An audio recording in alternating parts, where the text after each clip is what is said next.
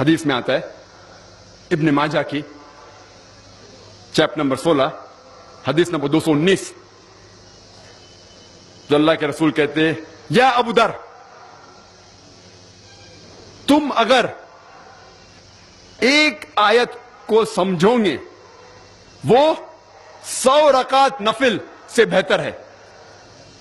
اللہ کے رسول فرماتے یا ابو در تم اگر ایک قرآن کی آیت کو سمجھو گے وہ 100 رکعت صلاح نوافل صلاح سے بہتر ہے. اور ایک رکعت میں کم از کم سورہ فاتحہ تو پڑھنا چاہیے آپ کو. کم از کم 7 آیتیں ہیں. 100 رکعت میں کم از کم 700 آیتیں ہیں.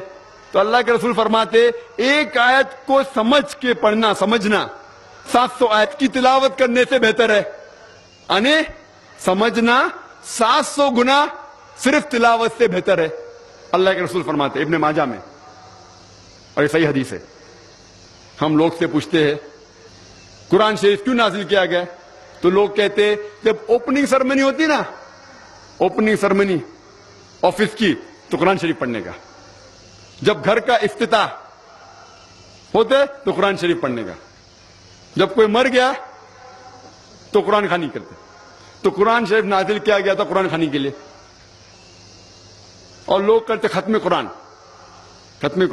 1 2 3 ختم قرآن کے رمضان میں 3 بار 4 بار 10 بار. الحمدللہ آپ کو ثواب ملے گا انشاءاللہ ملے گا.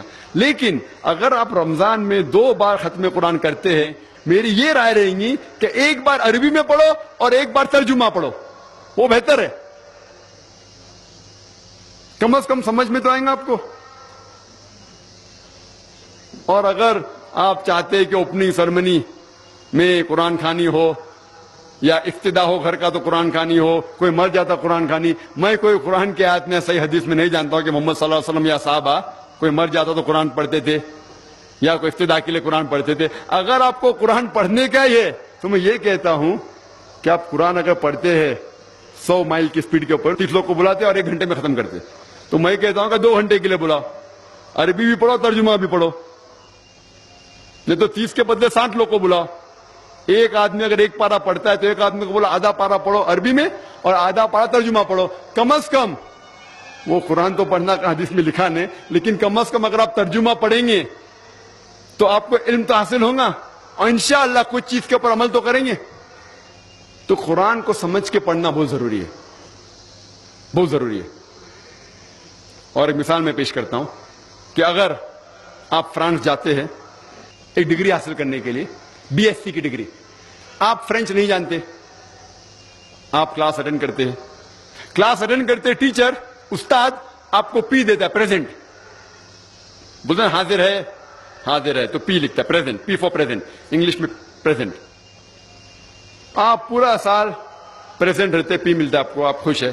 جب ایگزامینیشن آتا ہے تو کوشچن پیپر سوال کا جو پیپر ہوتا ہے وہ آپ کو فرینچ میں ملتا ہے. آپ کو فرینچ نہیں آتی, آپ کچھ سمجھ نہیں سکتے, لیکن ایگزامینیشن میں بھی آپ کو پریزنٹ ملتا ہے پی.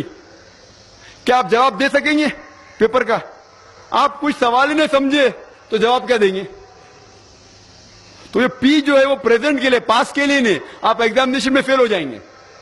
تو آپ صرف قرآن شریف عربی سے پڑھیں گے آپ کو پی ملے گا لیکن وہ پی پاس کے لیے نہیں ہے, پریزنٹ کے لیے موجود حاضر. ہمیں غلط فہمی ہے کہ ہم پڑھیں گے تو جنت میں جائیں گے. صرف پڑھنا کافی نہیں ہے, پڑھ کے سمجھو اور قرآن مجید پہ عمل کرو تو انشاءاللہ آپ جنت میں جائیں گے.